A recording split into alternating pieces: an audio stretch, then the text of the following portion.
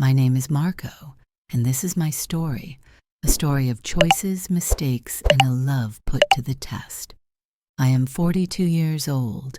I am married to Elena, and we have a daughter called Julia. Our life was peaceful, made up of simple moments and a familiar routine that gave me security.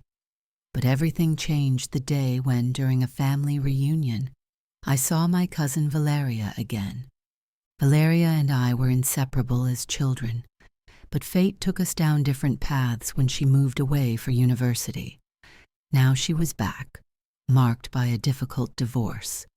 Seeing her again awakened distant memories and a whirlwind of unexpected emotions in me. After that meeting, we started talking more often. Messages, phone calls, conversations that became more and more intimate. A complicity had been rekindled between us that seemed to have remained unchanged over time. Valeria found comfort in me, in my presence, and I was flattered by her trust. Elena noticed my enthusiasm, but she thought it was simply the joy of having rediscovered a piece of my childhood. Deep down, though, I knew I was playing with fire. One evening, while Elena was out of town for work and Julia was staying with her grandparents, Valeria invited me to dinner at her house. I accepted without thinking too much. The evening passed between laughter and deep confidences. Valeria told me about the pain of her divorce, and I tried to support her. But when we said goodbye, a simple kiss on the cheek turned into something more. We kissed, and my heart began to pound in my chest. I was aware of what I was doing, but I couldn't stop. The next morning, I was overwhelmed with guilt. I looked at Elena and Julia with a mixture of love and shame. How could I have betrayed my family? I told myself it had just been a moment of weakness. But every time I thought of Valeria, the guilt vanished, replaced by an irresistible desire. Then came that message. I need to see you. It was Valeria. Elena was coming back from her business trip, but I couldn't resist. I went to her, and that night was overwhelming. I felt like I was having an intense, forbidden experience, but the happiness I felt was poisoned by the knowledge of what I was doing. But the truth never takes long to come out. One evening while we were at home, Elena found a message from Valeria on my phone. "I'm thinking of you." His face changed. Pain and disbelief took over. "Who is Valeria?" he asked me in a broken voice. I couldn't lie to her anymore. I confessed everything, telling her about my relationship with her. Elena burst into tears, accusing me of destroying our family. He decided to take a break. He took Julia to her parents, leaving me alone in that house that now seemed empty and cold. I sought comfort in Valeria, but she too was tormented by feelings of guilt. "I don't want to be the cause of the destruction of your family," he told me. So we decided not to see each other for a while to figure out what to do with our lives. The days without Elena and Julia were torment. I reflected on everything, on my choices, on my mistakes. He understood how much I loved my wife and our daughter, how much my weakness had threatened to destroy everything. When Elena agreed to talk to me, I asked her for forgiveness, swearing that I would do everything to regain her trust. It wasn't easy. We began couples therapy, addressing every wound, every pain. Elena was still hurt, but agreed to try to rebuild. Meanwhile, Valeria sent me one last message. "I hope you and Elena can find peace. I will stay away." Those words made me realize how important it was for me to save my marriage. After months of therapy and attempts at reconciliation, Elena began to forgive me. She wasn't ready to trust completely yet, but we were on the right track. We decided to take a trip together, just the two of us, to reconnect. During those days, we talked, we laughed, we got emotional. We remembered why we had chosen each other. It was a new beginning. When we returned, we tried to rebuild our family life. Julia was happy to see us together again, and we began to dedicate more time to each other, to rediscover ourselves. We signed up for a cooking class, tried dance lessons, looked for new ways to strengthen our bond. But Valeria was still in my thoughts. Every now and then I received messages from him. He asked me how I was, and despite everything, I felt the temptation to answer. One day I gave in. We started texting again, telling each other we would keep our distance, but we both knew that wouldn't be the case. Valeria proposed that we meet, just to talk. I accepted, convinced that I could control the situation. We met in a park, but emotions took over. We kissed again.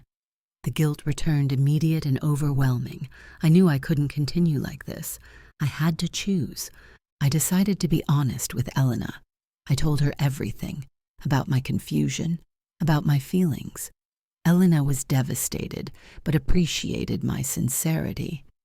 "You have to decide what you really want," he told me firmly. "We can't go on like this." I took my time. I walked away from both of them. I thought long and hard about what was really important to me.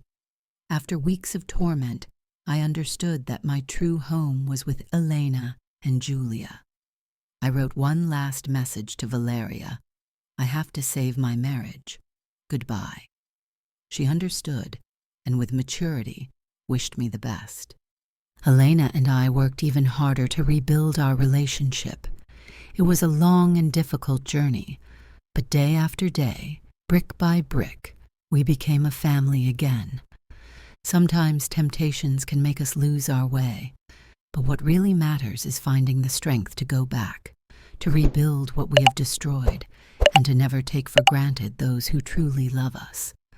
Marco has made his choice, but can temptations really disappear forever? What do you think? Write your opinion in the comments and leave a like. I felt relieved, even if a veil of melancholy enveloped me.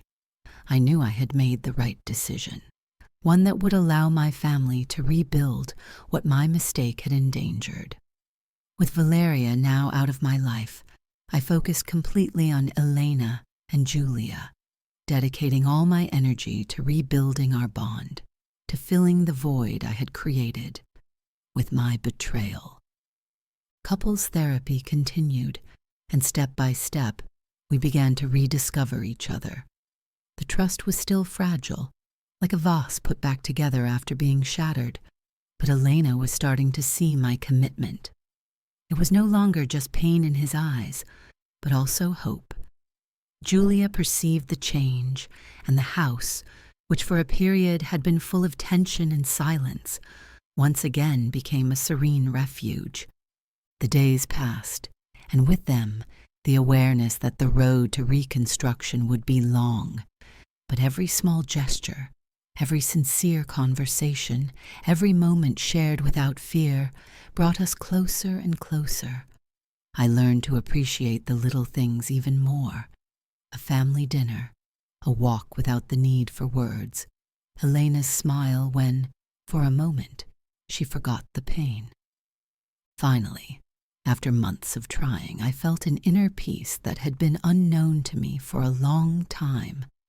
I knew I had made unforgivable mistakes, but I was determined not to repeat them. For the first time, looking at Elena, I saw not only the pain I had inflicted on her, but also the possibility of a future together. Then, one day, a letter arrived. It was Valeria's. He wrote to me that he had decided to accept an opportunity to study abroad and that he wanted to say goodbye before leaving. His words were simple, but full of meaning. There were no regrets, just the desire to close that chapter permanently. I felt a strange sensation, a mixture of relief and sadness. I knew it was the right thing for both of us. I replied, wishing her the best, and thanking her for what, for better or for worse, she had meant to me. When Valeria left, I felt that something inside me had definitively closed. It was a goodbye, not only to her but also to that part of me that had allowed the mistake to creep into my life. Elena and I, now stronger than before, decided to do something symbolic to seal our rebirth, renew our wedding vows. Not a lavish ceremony, but an intimate moment. Just us, Julia, and a few trusted friends. In front of them, we promised to always be sincere, to face any difficulty together, and to never take what we had built for granted again. Years passed, and looking back, I realized how much we had overcome.